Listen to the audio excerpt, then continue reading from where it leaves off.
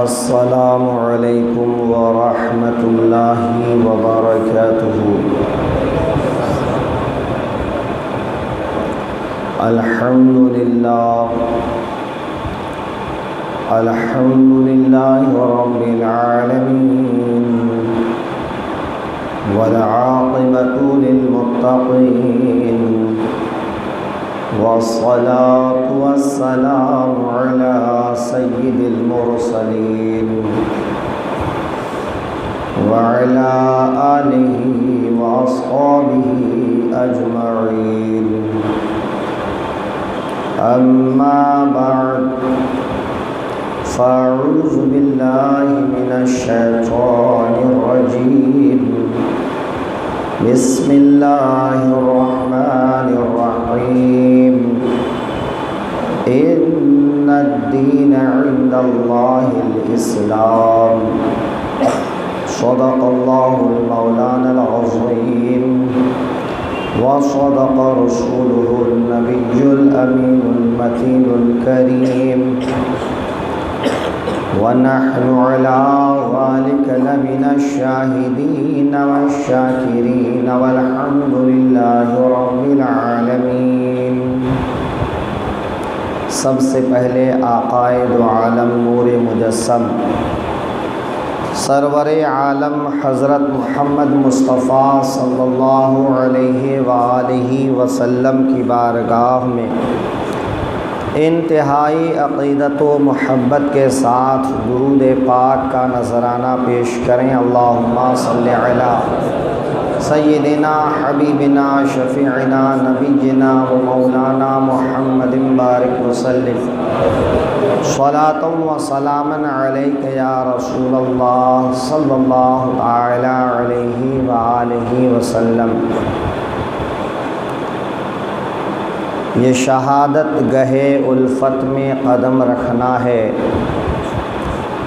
یہ شہادت گہے الفت میں قدم رکھنا ہے۔ لوگ آسان سمجھتے ہیں مسلمان ہونا۔ عزیزان محترم، اللہ رب العزت کا ارشاد گرامی ہے، بے شک اللہ کے نزدیک پسندیدہ دین دین اسلام ہے۔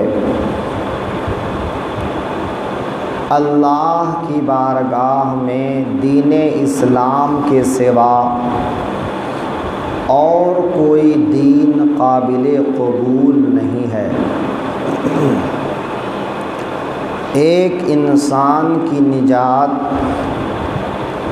ایک انسان کی بخشش، ایک انسان کی کامیابی فقط اور فقط اسلام میں ہے۔ اسلام کے سوا کسی اور دین میں انسان کے لیے نجات نہیں ہے۔ اسلام کے کچھ ارکان ہیں، کچھ احکام ہیں، کچھ عقائد ہیں۔ ایک مسلمان کے لیے ضروری ہے کہ جو اسلامی عقائد ہیں ان عقائد کو اپنے دل میں یقین کے ساتھ پختہ کر لے، مضبوط کر لے، اور جو اعمال اور احکام ہیں ان اعمال اور احکام کو زندگی میں بجا لائے۔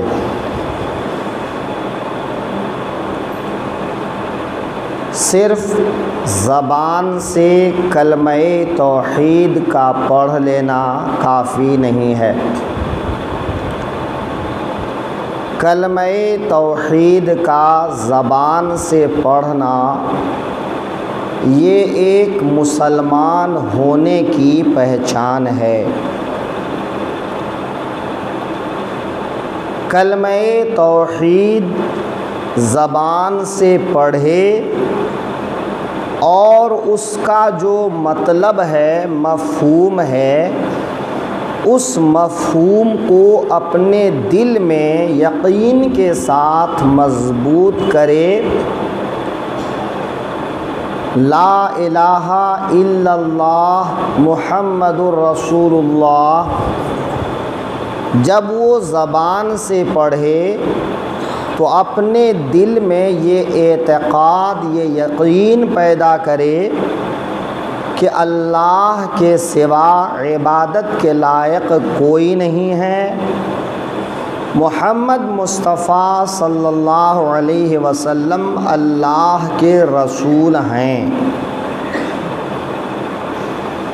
پھر اس کے بعد اس کلمہ توحید سے جو عقائد ایک انسان کے اوپر لازم ہوتے ہیں کہ ایک اللہ کو ماننا، ان کی نازل کی ہوئی تمام کتابوں پر ایمان رکھنا، اس کی طرف سے بھیجے گئے تمام رسولوں پر ایمان رکھنا، اس کے فرشتوں پر ایمان رکھنا، پھر اللہ کی ذات کے تعلق سے جو باتیں ہیں ان پر ایمان رکھنا، یہ دل کے یقین کے ساتھ انسان کے ذہن و دماغ پر ہمیشہ موجود رہے، نقش رہے، لیکن عقائد کے ساتھ ساتھ انسان کا عمل بھی ضروری ہے۔ بغیر عمل کے انسان اگر دعویٰ کرے کہ میں یہ ہوں، میں وہ ہوں، تو کوئی اس کی بات پر یقین نہیں کرے گا۔ اس کو عملی طور پر کر کے دکھانا ہوگا۔ تو ویسے ہی جب ہم اپنے آپ کو مسلمان کہتے ہیں تو دنیا صرف ہمارے کہہ لینے سے ہم پر یقین نہیں کرے گی، ہم کو مسلمان جیسا عمل بھی کرنا ہوگا۔ لیکن غور کرنے کی بات یہ ہے، کیا ہمارا عمل، ہمارا کردار، ہماری زندگی اسلامی ہے؟ اگر نہیں تو پھر دوسری قومیں ہم پر یقین کیوں کرے؟ پھر دنیا ہم کو بھی ایک ڈنڈے سے کیوں نہ ہانکے؟ ان میں اور ہم میں کس بات کا فرق ہو؟ جیسا وہ کرتے ہیں ویسا ہم بھی کریں، جیسی زندگی وہ گزارتے ہیں ویسی زندگی ہم بھی گزار لیں، تو ظاہر ہے کہ دنیا پھر ایک نظر سے دیکھے گی۔ تو وہ اپنے آپ کو جس طرح سمجھتا ہے وہ ایک مسلمان کو بھی ویسا ہی سمجھے گا۔ لیکن اگر آپ کا عمل اسلامی ہے، آپ کا کردار اسلامی ہے، آپ کی بات چیت اسلامی ہے، تو اسلام نے جو تعلیم دیا ہے وہ دنیا سے ہٹ کر ہے، دنیا کی قوموں سے ہٹ کر ہے۔ تو اسلام کی پہچان مسلمانوں کے عمل سے ہوتی ہے۔ آج کوئی اسلام کو صحیح تسلیم نہیں کرتا، اس کی وجہ یہ ہے کہ ایک مسلمان کا عمل صحیح نہیں ہے۔ ایک مسلمان کے لیے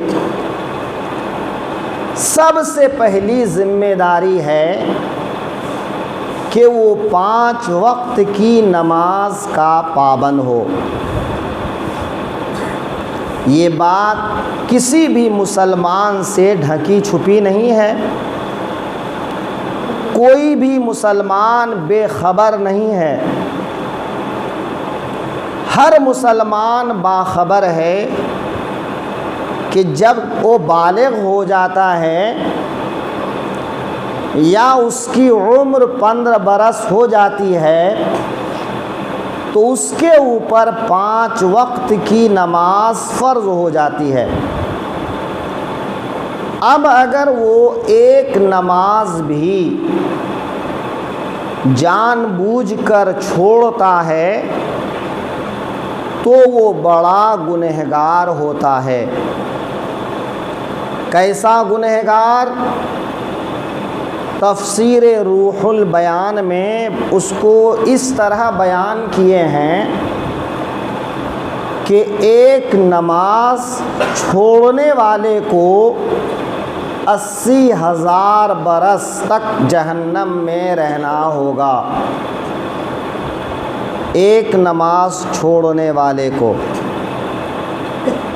جہنم کیا ہے؟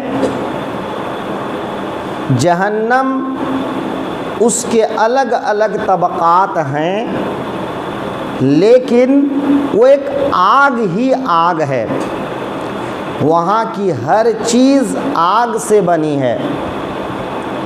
دنیا کی آگ سے 70 گنا زیادہ تیز اور گرم ہے وہ آگ، اور اس آگ میں ایک انسان کو ایک نماز چھوڑنے کی وجہ سے 80,000 برس تک رہنا ہوگا۔ اب آپ سوچو کہ کتنی نمازیں چھوڑا ہے، اور جتنی نمازیں چھوڑا ہے اس حساب سے آپ اندازہ لگا لینا کہ آپ کو جہنم میں کتنے برس رہنا ہے۔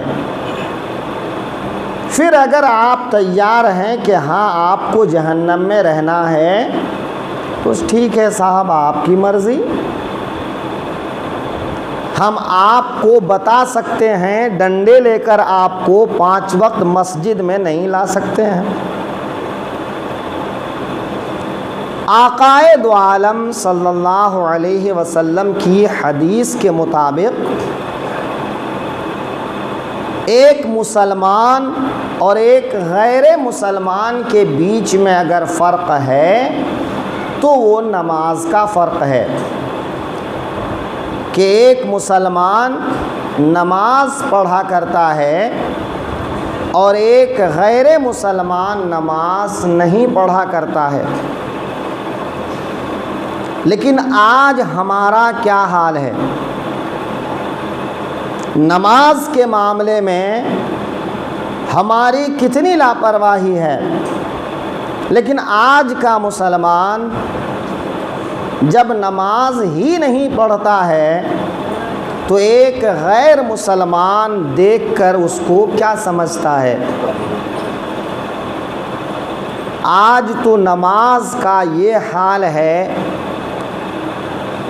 کہ زمانہ چاہے جتنا برا ہو جائے، لیکن اگر آپ کہتے ہیں مجھے نماز پڑھنا ہے تو کوئی بھی آپ کو نماز پڑھنے سے منع نہیں کرتا ہے، آپ کو نماز پڑھنے کے لیے جگہ دے دیتا ہے، آپ کو نماز پڑھنے کے لیے مہلت دے دیتا ہے۔ 4 رکعت نماز پڑھنے میں آپ کا 5 منٹ کا ٹائم جاتا ہے، اور 5 منٹ کے لیے آپ کو کوئی بھی چھٹی دینے سے منع نہیں کرتا ہے۔ بہت سے جو مسلمان نہیں ہیں وہ ایسے آدمی کی عزت کرتا ہے، لیکن جب ہم اپنی ہی عزت نہیں کرنا چاہتے ہیں تو کوئی اور ہماری عزت کیوں کرے؟ ہم دنیا سے امید لگاتے ہیں کہ دنیا ہماری عزت کرے، دنیا ہمارے ساتھ اچھا سلوک کرے، ہمارا خیر مقدم کرے، لیکن ذرا اپنے گریبان میں جھانک کر دیکھنا چاہیے کہ کہ جب ہم اللہ رسول کے نہ ہو سکے تو ہم دنیا کے کیا ہوں گے، اور جب ہم دنیا کے لیے ہوئے ہی نہیں تو پھر دنیا ہم کو اچھی نظروں سے کیوں دیکھے۔ ایک مسلمان کے اندر کیا خوبی ہونی چاہیے؟ میں نے ایک نماز کی بات کی،